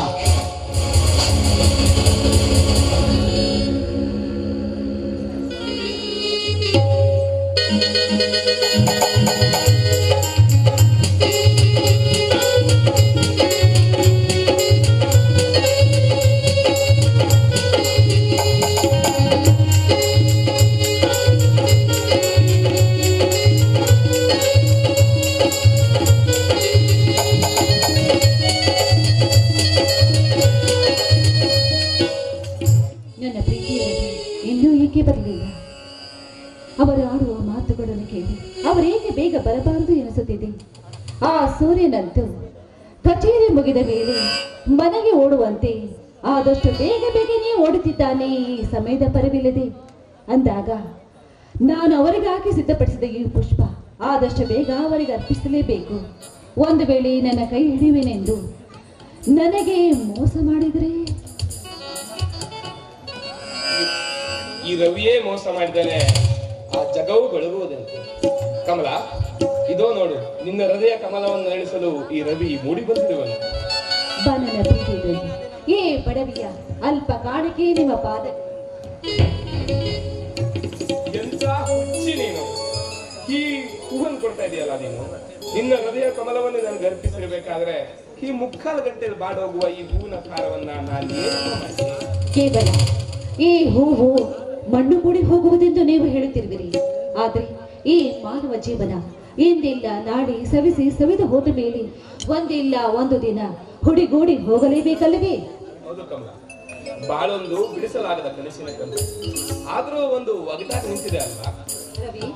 ನೋಡಿ, ಅಲ್ಲಿ ಅರಳಿದ ಆ ಗುಲಾಬಿ ಹೂವು ಮಾನವನ ಜೀವನಕ್ಕೆ ಯಾವ ಪಾಠ ಹೇಳಿಕೊಡುತ್ತದೆ? ನೋಡ್ಲಿಕ್ಕೆ ಸುಂದರವಾಗಿದ್ರು ಸಹ ಅದು ಮುಳ್ಳುಗಳಿಂದ ಕೂಡಿದೆ. ಅದೇ ರೀತಿ ಸಂಸಾರ ನೋಡ್ಲಿಕ್ಕೆ ತುಂಬಾ ಚೆನ್ನಾಗಿ ಕಾಣ್ತದೆ, ಆದರೆ ಅದು ಸುಖ ದುಃಖಗಳಿಂದ ಮೇಲು ಏಳುಗಳಿಂದ ಕೂಡ್ಕೊಂಡಿದೆ ಅಂತ ಹೇಳ್ತಾ ಇದೆ. ನಿಜ ನಿಮ್ಮ ಮಾತು. ನೀವು ನನ್ನ ಬಾಳಿನ ಜ್ಯೋತಿ, ನೀವು ನನ್ನ ಬಾಳಿಗೆ ಬೆಳಕನ್ನು ನೀಡಿದ ನಂದ ನೇಪ. ಈ ನಿಮ್ಮ ಬೆಳಕಿನಲ್ಲಿ ಕೊನೆಯವರೆಗೂ ನನ್ನ ಕಣ್ಣು ಮುಚ್ಚೇ ಹೋಗಲಿ. ಕಮಲ, ನೀನೇ ನನ್ನ ಬಾಳನ್ನು ಬೆಳಗುವ ಜ್ಯೋತಿ, ನೀನೇ ನನ್ನ ಹೃದಯಕ್ಕೆ ಸ್ಫೂರ್ತಿ. ಇತಿಹಾಸದ ಪುಟದಲ್ಲಿ ಬರೆದಿರಲಿ ನನ್ನ ನಿನ್ನ ಆದರ್ಶ ಪ್ರೇಮದ ಕೀರ್ತಿ. ಈ ಆದರ್ಶ ಪ್ರೇಮಿಗಳನ್ನ ಪ್ರೇಮ ಬಂಧನದಿಂದ ದೂರ ಮಾಡುವ ಶಕ್ತಿ ಯಾವುದು ಬೇಕು? ಇದ್ದಾರೆ ರವಿ. ಯಾವುದದು ಕಮಲ? ಸಮಾಜ.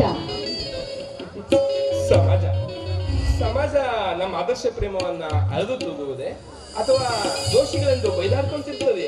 ಹೌದು, ಇದೊಂದು ಹೀನವಾದ ಸಮಾಜ, ಸೂಕ್ಷ್ಮವಾದ ಸಮಾಜ. ಅಂದಾಗ ಈ ಸಮಾಜ ನಮ್ಮಂಥವರನ್ನ ನೋಡಿ ಹಳೆಯುತ್ತದೆ, ಬೆಳೆಸುತ್ತೆ. ಕಮಲ, ನೀನ್ ಹೇಳೋದು ಸತ್ಯ ಕಮಲ.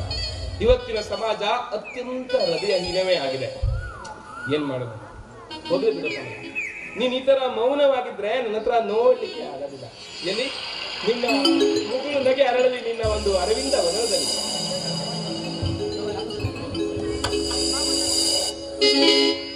ಉಸಿರಾಗುವೆ ಹಸಿರಾಗುವೆ ಆ ಸೂರ್ಯನಿರುವವರೆಗೆ ಆಕಾಶ ಭೂಮಿರುವವರೆಗೆ ನನ್ನಾಡಿಗೆ ನಿನ್ನಾಡಿಗೆ ಜೊತೆಯಿರುವೆ ನಾಯಂದೆಂದಿರು. ಉಸಿರಾಗುವೆ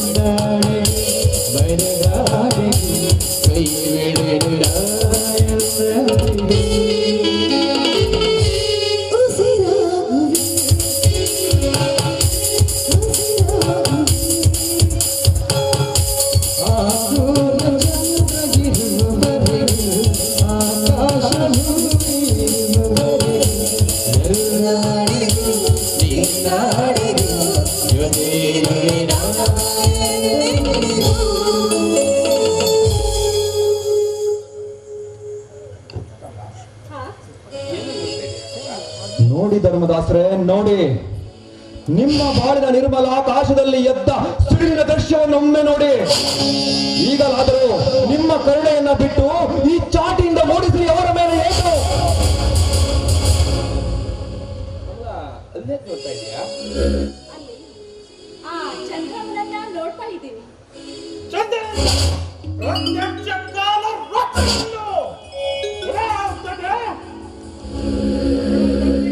ಮದ್ದಾನೆಯೊಂದಿಗೆ ಹೋರಾಡಲು ನಿಂತಿರುವ ಸ್ಟ್ರಾಂಗರೇ, ರೈತರನ್ನ ಕಾಲದಂತಿರುವ ನಿಲ್ಸಪ್ಪ ಇನ್ನ ಈ ರಾಕ್ಷಸಿ ರಾಜ್ಯವನ್ನ. ಏನಪ್ಪ ರವಿ, ಇವಳದಲ್ಲೇ ನಿಂತು ನನ್ನೆದುರೇ ಮಾತಾಡಿಸಿದರೆ ಬಂತೆ ನಿನಗೆ? ಸಾಕು ಮಾಡು ನಿನ್ನ ಈ ಹೊಲಸುತನ. ಇದು ನನ್ನ ಹೊಲಸಲ್ಲಪ್ಪ, ನಿನ್ನಂತ ಧರ್ಮಾರಂಭದಿಂದ ಕೂಡಿದ ಸಮಾಜದ ಹೊಲಸು. ಸಮಾಜವನ್ನು ಬಿಟ್ಟು ಬಾಳಬೇಕೆ? ಕಟ್ಟಿಕೊಂಡ ಮೇಲೆ ಕಟ್ಟಡವಿರುವಂತಿಲ್ಲ. ಬಿಟ್ಟರೆ ಸಮಾಜದ ನಿದ್ದಷ್ಟೇ ಅಲ್ಲ, ನಾಳೆಯಿಂದಲೇ ನಿನ್ನನ್ನು ಹೊರಹಾಕಬೇಕಾದೀತು. ಅದಕ್ಕಾಗಿ ಹಂಬಲಿಸ್ತಾ ಇದ್ದೀನಿ ನಾನು. ಯತ್ನಿಸಿ ನೋಡು. ಮಾಡೇ ಮಾಡ್ತೀನಪ್ಪ. ನೋಡ್ತೇನೆ ನೀನ್ ಹೇಗ್ ಮಾಡ್ತೀನಿ ಅಂತ. ಐಶ್ವರ್ಯ ಅಂತನಾದ ನೀನು ಸುಖದ ಸುಪ್ಪತ್ತಿಗೆಲ್ಲಿರುವುದನ್ನು ಬಿಟ್ಟು ಈ ಆಚರಿಸಿ ಹೋಗಿದ್ದೀಯಾ? ನಿನ್ನ ಐಶ್ವರ್ಯ ನನಗೆ ಬೇಕಿಲ್ಲಪ್ಪ. ಆದರ್ಶ ಪ್ರೇಮವೇ ಈ ಕುಬೇರನ ಆಗರವು. ಇನ್ನೊಮ್ಮೆ ಮಾತಾಡ್ತಿದ್ರೆ ಮೈ ಬೆಚ್ಚಗಾಗ್ತಾಯಿತ್ತು. ಮನೆಯಲ್ಲಿ ನಡೆ.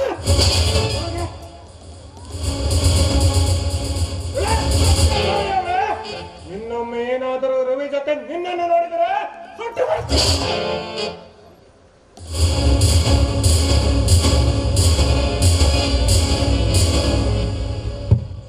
ಕಲಾಭಿಮಾನಿಗಳಲ್ಲಿ ಒಂದು ಸೂಚನೆ ಇದೆ. ಮಧ್ಯೆ ಮಧ್ಯೆ ಇರುವಂತಹ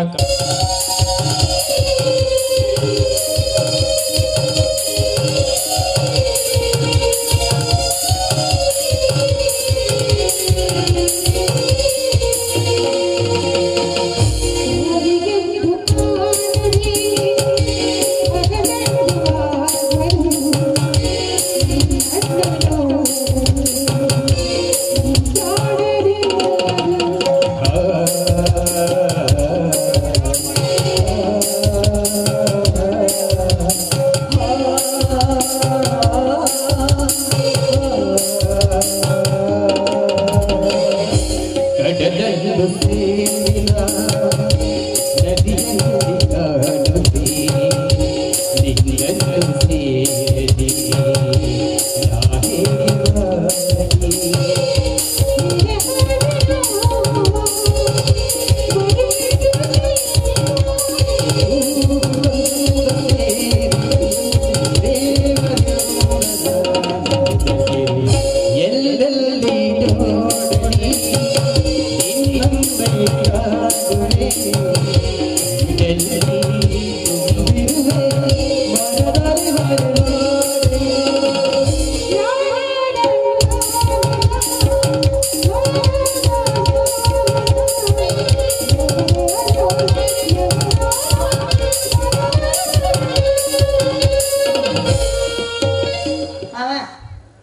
ನೀ ಮನೆಗೆ ಹೋದ ತಕ್ಷಣ ಅಡಿಗೆ ಎಲ್ಲ ನೀನ ಮಾಡು. ಮದ್ವೆ ಮದುವೆ ಆಗ ಮಟ್ಟ ನೀ ಮಾಡ. ಮದುವೆ ಆದ್ಮೇಲೆ ಎಲ್ಲ ಚಲೋ ಚಲೋ ನಾನ ಮಾಡ್ಕೊಡ್ತೇನೆ. ಮದ್ವೆ ಆದ್ಮೇಲೆ ನೀನ ಮಾಡೋದು. ಮದುವೆ ಆದ್ಮೇಲೆ ನಾ ಏನೇನ್ ಮಾಡ್ತೀನಿ ಹೇಳ? ಏನೇನ್ ಮಾಡ್ತೀನಿ? ನೂಡಲ್ಸ್,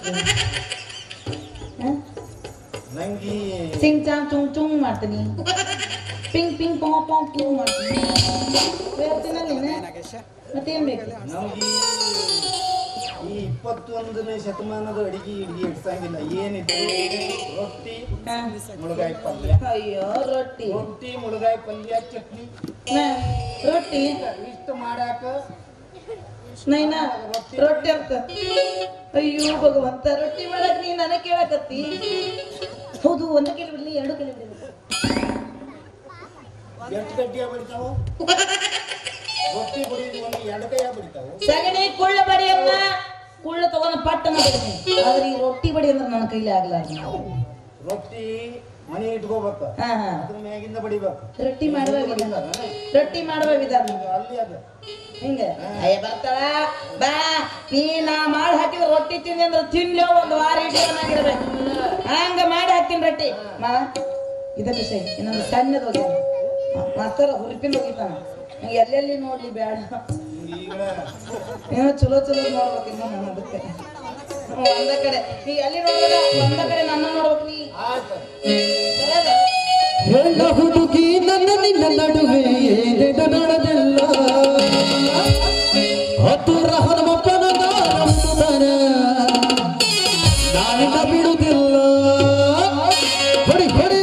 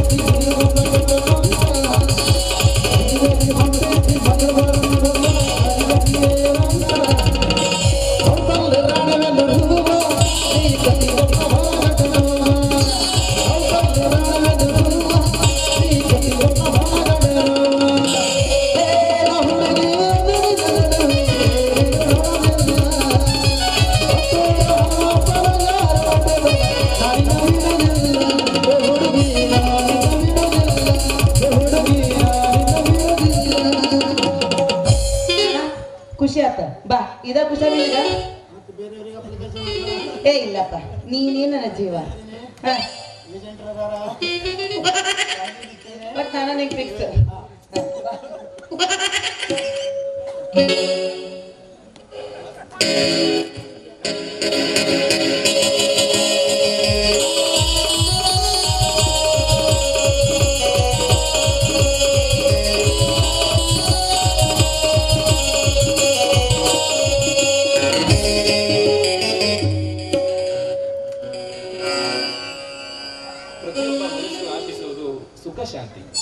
ಅಖಂಡ ಸುಖ ಶಾಂತಿಯೇ ಮಾನವ ಧರ್ಮದ ಪರಮ ಗುರಿಯಾಗಿದೆ. ಜಗತ್ನಲ್ಲಿ ಅಜ್ಞಾನ ಆಳುವಂಥದ್ದು ತುಂಬಿ ತಿರುಗುತ್ತಾ ಇದೆ. ಎತ್ತ ನೋಡಿರತ್ತ ಶ್ರೀಮಂತರ ದಬ್ಬಾಳಿಕೆ ಬಡವರನ್ನ ಕಂಗಾಲನ ಕತ್ತೆ ನಿಲ್ಲಿಸಿದೆ. ನಾವು ಚೆನ್ನಾಗಿರ್ಬೇಕು ಅಂದ್ರೆ ನಮ್ಮ ಅಕ್ಕಪಕ್ಕದವ್ರನ್ನ ತುಂಬಾ ಚೆನ್ನಾಗಿಟ್ಕೊಳ್ಬೇಕಲ್ವಾ? ಇಲ್ಲಾಂದ್ರೆ ನಾವ್ ಹೇಗೆ ಚೆನ್ನಾಗಿರ್ಲಿಕ್ಕೆ ಸಾಧ್ಯ? ಒಳ್ಳೆ ಬಿಡಿ, ಇವತ್ತೇನೋ ಮುಂಜಾನೆಯ ಈ ಎಳೆ ಬಿಸಿಲಲ್ಲೂ ಬಾಯಾರಿಕೆ ಆಗ್ತಾ ಇದೆಯಲ್ಲ, ಎಲ್ಲೂ ನೀರು ತರೋನು ಕಾಣ್ತಾ ಇಲ್ಲ.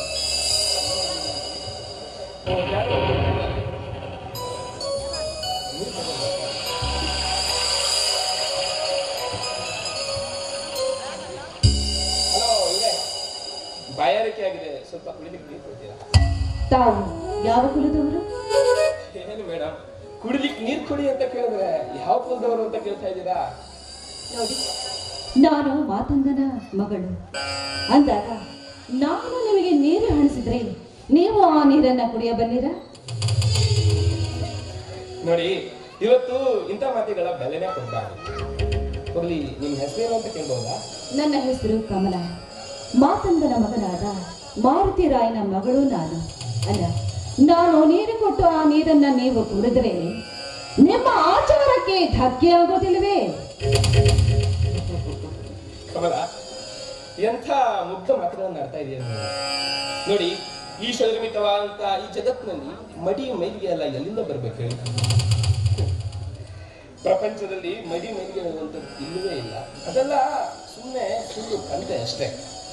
ನೋಡಿ ಅಮ್ಮ, ಏನು ಅಂತಂದ್ರೆ ಪ್ರಪಂಚವನ್ನೇ ಸೂಸುವ ಸೂರ್ಯನ ಕಿರಣಗಳು ಕೇವಲ ಶ್ರೀಮಂತರ ಮನೆಗಳಿಗಷ್ಟೇ ಬೆಳಕನ್ನ ನೀಡಿ ಬಡವರ ಮನೆಗಳನ್ನೇನಾದ್ರು ಕಗ್ಗತ್ತಲನ್ನು ನುಗ್ತಾರೇನು? ಸೌರಭವನ್ನೇ ಸೂಸುವ ಪುಷ್ಪ ರಾಶಿಗಳು ಕೇವಲ ಶ್ರೀಮಂತರ ನಾಶಕಕ್ಕಷ್ಟೇ ಸುವಾಸನೆ ಬೀರ್ತವೆ, ಇಲ್ಲ ತಾನೆ? ನೋಡಿ, ಭಾರತ ಒಂದು ಜಾತ್ಯತೀತ ರಾಷ್ಟ್ರ. ಇಲ್ಲಿ ಇಂಥ ಮಾತಿಗಳ ಬೆಲೆನೇ ಕೊಡ್ತಾರೆ. ಕಮಲವು ಕೊಚ್ಚೆಯಲ್ಲಿ ಹುಟ್ಟಿದ್ರು ಸಹ ಲಕ್ಷ್ಮಿಯ ವಾಸಸ್ಥಾನ ಸಿರುವುದಿಲ್ಲ.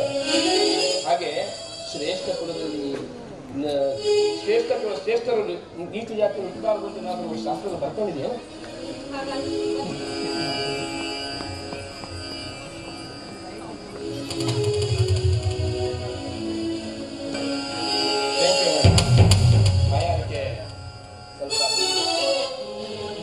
ಬಡವರ ವಿಷಯದಲ್ಲಿ ಇಷ್ಟೊಂದು ಕಡಿಮೆ ಮಾತನಾಡ್ತಾ ಇದ್ದೀರಲ್ಲ, ತಾವು ಯಾರು? ನನ್ನ ಹೆಸರು ರವಿ ಅಂತ ಹೇಳಿ, ಧರ್ಮದಾಸರ ಮಗ. ನೋಡಿ ಮೇಡಮ್, ನೋಡಿ ಕಮಲಾ ಅವರೇ, ಇವತ್ತು ಸಾಫ್ಟ್ ಮಾತನ್ನ ಹಾಕಬೇಕಾಗಿದೆ. ಯಾಕೆ ಅಂತಂದ್ರೆ ಎತ್ತ ನೋಡಿರುತ್ತಾ ಶ್ರೀಮಂತರ ದಬ್ಬಾಳಿಕೆ ಬಡವರನ್ನ ಕಿತ್ತು ತಿಂತಾ ಇದ್ದಾರೆ. ಕಾಲ್ಗತ್ತಲಲ್ಲಿ ಎಲ್ಲರೂ ಕೂಡ ಓಡಾಡ್ತಾ ಇದ್ದಾರೆ. ಶ್ರೀಮಂತರು ಒಡಲನ್ನ ಒಡೆದು ಅವರ ಸಂಪತ್ತನ್ನ ಸಮಾನವಾಗಿ ಬಡವರಿಗೆ ಹಂಚಿದಾಗಲೇ ಕೂಡ ಆ ಬಡವರ ಕಣ್ಣಲ್ಲಿ ಕಾಣುವ ಆನಂದಾಶ್ರಗಳನ್ನು ಕಂಡಾಗ ಆ ಭಾರತಾಂಬೆಯ ಮುಖ ಹಸನ್ಮುಖಿಯಾಗಿರುತ್ತದೆ.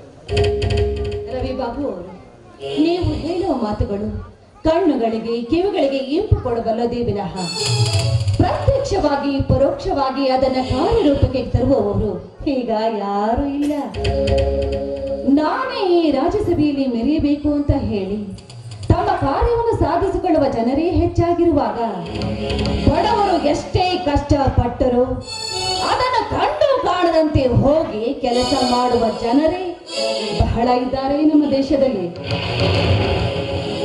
ನೋಡಿ ನೋಡಿ ಕಮಲಾ ಅವರೇ, ಬಡವ ಬಲ್ಲಿಗ, ಮೇಲು ಕೀಳು ಎಂಬ ಉಗ್ಗು ದನ್ನುಗಳು ಸಮವಾಗಿಸಲೇಬೇಕಾಗಿದೆ. ಈ ಜಾತಿಯ ವೈಷಮ್ಯವನ್ನು ಮರೆದು ನಿಮ್ಮ ಸಂಬಂಧ ಬೆಳೆದು ಈ ವಸುಮತಿಯಲ್ಲಿ ಒಂದೇ ಅಂಶ ನಿರ್ಮಿಸಬೇಕಾಗಿದೆ. ನೋಡಿ, ಕೇವಲ ಕಾಲ್ಪನಿಕವಾಗಿ ಮಾತನಾಡುವ ಈ ಮಾತುಗಳು ಯಾವುದಕ್ಕೂ ತರವಲ್ಲ. ಯಾಕೆಂದರೆ ಕಡು ಬಡವರನ್ನ ಕಂಡು ಕರುಣೆ ಪಡುವ ಜನರು ಎಲ್ಲೋ ಹೋಗಿದ್ದಾರೆ. ಹರಿ ಜನರನ್ನ ಕಂಡರೆ ಮಾರು ದೂರ ಹಾರಿ ಹೋಗುವ ನೀವು ನಮ್ಮೊಂದಿಗೆ ಸಂಬಂಧ ಬೆಳೆಸುವುದು ಇದು ಕೇವಲ ಕಾಲ್ಪನಿಕ. ನಿನ್ನ ಈ ಉದ್ಘಾರದ ಉತ್ತರಗಳನ್ನು ಕೇಳಿದಾಗ ನೀನಾಗೋ ಒಂದು ದೊಡ್ಡ ಸಮಸ್ಯೆಲಿದ್ದಂಗೆ ನಂಗೆ ಅನಿಸ್ತಾ ಇದೆ. ಹೋಗ್ಲಿ, ನಿನ್ನ ತೊಂದರೆಗಳೇನು ಅಂತ ಹೇಳ್ಬೋದಲ್ಲ? ನೋಡಿ, ಈ ಜಗತ್ತಿಗೆ ತುಂಬುವಂತಹ ಅಂಚಿರುಗಳು ಕನ್ನಡಿಗೆ ಅಂಚಿರುವಾಗ ನಮ್ಮಂತಹ ಬಡವರ ಪ್ರತಿಬಿಂಬ ಅದರಲ್ಲಿ ಕಾಣಬಹುದೇ? ನೀವಿಷ್ಟೊಂದು ಕಳಕಳಿಯಿಂದ ಕೇಳುತ್ತೀನಿ ಅಂದ ಮೇಲೆ ಖಂಡಿತವಾಗ್ಲೂ ನಾನು ಹೇಳುತ್ತೇನೆ. ನೋಡಿ, ನನಗೆ ಬಂದಿರುವುದು ನನ್ನ ಕೊಳ್ಳಿಗೆ ಬಾಗಿಲಿನ ಕಟ್ಟು ಇಲ್ಲ ಎನ್ನುವ ಕಟ್ಟಳೆ, ಹೊಟ್ಟೆ ತುಂಬಾ ಹೆಟ್ಟೆಲೆ ಅನ್ನುವ ಸಂಕಟ. ನನಗೆ ಬಂದಿರುವ ಈ ಕಟ್ಟಳೆ ಏನೆಂದರೆ ನನ್ನ ಕೊಳ್ಳಿಗೆ ಬಾಂಗಲದ ಕಟ್ಟು, ಏ ಹಾಳು ಹೊಟ್ಟೆಗೆ ಹೆಟ್ಟು. ನನ್ನ ಸುಧಾರಣೆಗೆ ಒಂದು ಉದಾಹರಣೆ ಸಿಗುವ ಸಮಯ ಬಂದಿದೆ. ಪರೋಕ್ಷವಾಗಿ ಮಾಡೋಕ್ಕಿಂತ ಪ್ರತ್ಯಕ್ಷವಾಗಿ ಮಾಡೋದು ತುಂಬಾ ಕಷ್ಟ ಅಂತ ಹೇಳ್ತಾ ಇದ್ದಲ್ಲ ಈ ಕಮಲ. ಇವಳ ಮಾತನ್ನೇ ಇವಳು ಕೊರಳಿಗೆ ಹಾಕ್ತೀನಿ. ಕಮಲ, ನೀನು ತಿಳ್ಕೊಳ್ಳಲ್ಲ ಅಂತಂದ್ರೆ ಒಂದು ಮಾತು ಕೇಳ್ಬೋದ ನನ್ನ ಹತ್ರ? ಸಂಕೋಚವೇ ನನ್ನ ಮೇಲೆ, ಹೇಳಿ. ನಿನ್ನ ಮಾಂಗಲ್ಯದ ಕೊರತೆಯನ್ನು ನಿಲ್ಲಿಸಿ ಬುದ್ಧಿ ಕಲಿಸಬೇಕು ಅಂತ ಅಂದ್ಕೊಂಡಿದ್ದೀನಿ ಆ ಜಾತಿ ದ್ವೇಷದ ಜಂತುಗಳಿಗೆ. ಕಡು ಬಡತನದಲ್ಲಿ ಬಡವರ ಮಗಳಾಗಿ ಕಣ್ಣೀರಿನಲ್ಲಿ ಕೈ ತೊಳ್ಳಿದಾಗಿ ಕಮಲೆಗೆ ನೀವು ರವಿ ರಶ್ಮಿನಿಯಿಂದ ಕೆಂದಾವರಿಯನ್ನು ಅಳಿಸಿ ನನಗೆ ಬಾಳು ಕೊಡುತ್ತೀರಿ ಅಂದ್ರೆ ನಾನೇಕೆ ಬೇಡ ಎನ್ನಲಿ? ಆದರೆ ನಾನು ಬಡವಿ.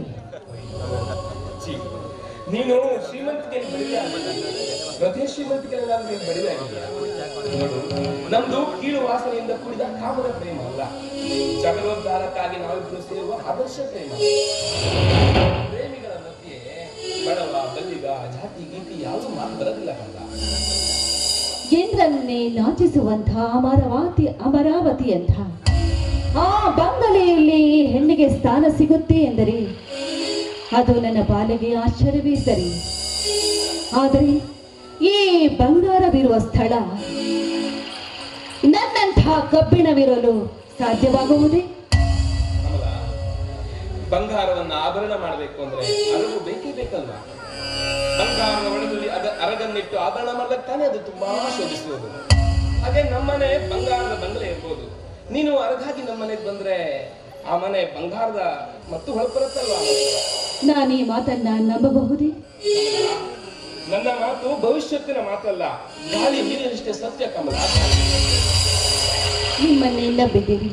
ನನ್ನ ಬಾಳಿಗೆ ಜ್ಯೋತಿ ನೀವು, ನನ್ನ ಬಾಳಿನ ನಂದಾದೀಪ ನೀವು. ನನ್ನ ಹೃದಯ ಕಮಲವನ್ನ ನಿಮ್ಮ ಪಾದಕ್ಕೆ ಅರ್ಪಣೆ ಮಾಡಿದ್ದೇನೆ. ಇದನ್ನು ಅರಳಿಸಿ ನಗಿಸುವಿರೋ ಅಥವಾ ಬಾಳಿಸಿ ಬಸವಳಿಸುವಿರೋ ಅದೆಲ್ಲವೂ ನಿಮ್ಮನ್ನೇ ಕೊಡಿದೆ. ಜಾತಿಯ ವೈಶ್ಯವನ್ನು ನಡೆದು ಒಂದೇ ನಾಣ್ಯದ ಎರಡು ಮುಖ ಇದ್ದಾಗೆ, ಒಂದೇ ರಥ ಎರಡು ಬಾಲೆಗಳಿದ್ದಂತೆ ನಾವಿಬ್ಬರು ಒಟ್ಟಾಗಿ ಸೇರಿ ನಮ್ಮ ಗುರಿಯನ್ನು ಸೇರೋಣ. ಏನಿದೆ ನಿಮ್ಮ ಮಾತು? ನಾನೆಂತಹ ಭಾಗ್ಯಶಾಲಿ? ನೀವೆಲ್ಲ ಕಡೆ ಭಾಗ್ಯಶಾಲಿ.